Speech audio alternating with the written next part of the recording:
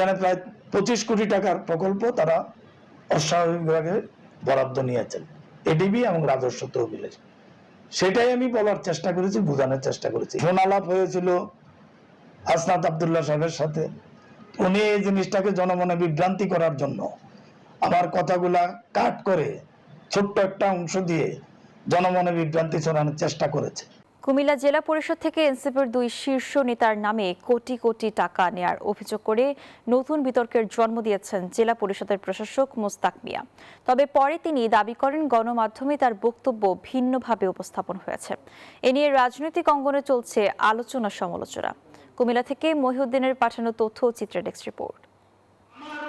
জেলা পরিষদ থেকে মুরাদনগরে যে আসিফ মাহমুদ কিছু একটা ও 15 কোটি টাকা নিয়ে গেছে, সেটা আমাদের নিজস্ব রাজস্ব টাকা 15 কোটি টাকা। আর একজন হাসনাত আব্দুল্লাহ ও নিয়ে গেছে 10 কোটি টাকা।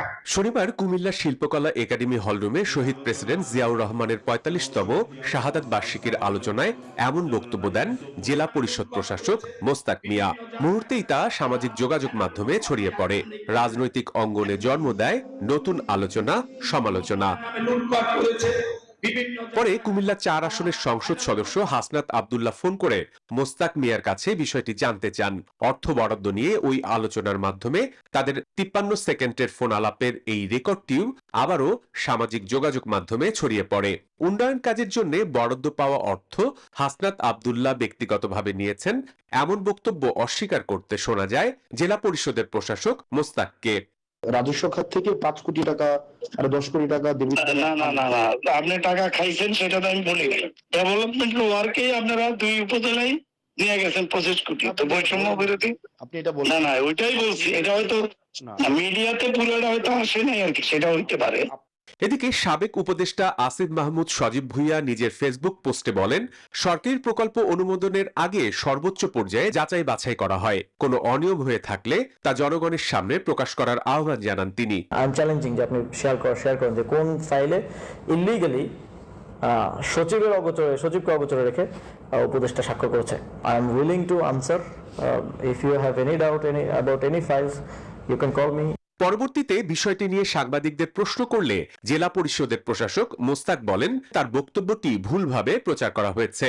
পদ্মা সেতু, মেট্রো রেল এবং এলিভেটেড এক্সপ্রেসওয়ে নির্মাণের গর্বিত অংশীদার বসুন্ধরা সিমেন্ট। এখানে প্রায় 25 কোটি টাকার প্রকল্প তারা অস্বাভাবিক বিভাগে বরাদ্দ নিয়েছেন এডিবি এবং রাজস্ব তহবিলের।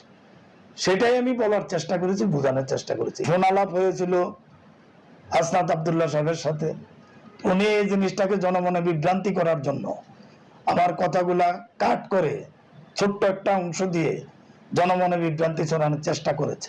জনমনে বিভ্রান্তি এড়াতে বিষয়টি নিয়ে স্বচ্ছ ব্যাখ্যা ও প্রয়োজনীয় তথ্য প্রকাশের দাবি রাজনৈতিক বিশ্লেষকদের। রাজনৈতিক সহাবস্থানের কারণে আমি মনে করি প্রত্যেকের দায়িত্বশীল আচরণ করা উচিত। দায়িত্বে থাকাকালীন সময়ে আমরা আমাদের বরাদ্দ এবং জনসংখ্যা অনুপাতে নিয়ে একটি সুন্দর এবং সুষম রাষ্ট্র ব্যবস্থা গড়ে তুলব। কুমিল্লা জেলা পরিষদের অর্থ বরাদ্দ নিয়ে শুরু হওয়া এই বিতর্ক কোথায় গিয়ে শেষ হয় সেটি এখন দেখার বিষয়। Desk report, news 24।